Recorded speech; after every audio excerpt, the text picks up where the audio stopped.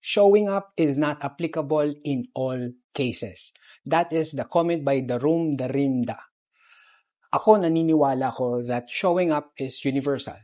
That you can show up sa work, you can show up as a husband, you can show up as a negosyante, as a student, but the benefits of you showing up, maaring hindi mo lagi ma-attain.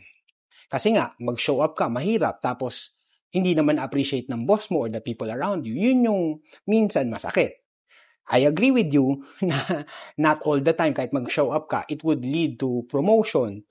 Pero for me, I do show up kasi primarily kasi I want to give my best, I want to be fruitful, I want to be faithful, and my work is my worship to God. So, even if the people around me hindi na-appreciate yung pag-show up ko, naniniwala ko down the road, someone else will.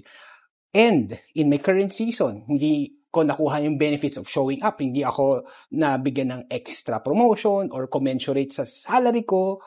Ako as a person, the skills and knowledge of me showing up, my resolve would still be with me. So, wherever, kung saan ako sa season ko, yung pag-grow ko, dala-dala ko yun. So, ako pa rin yung magbe-benefit.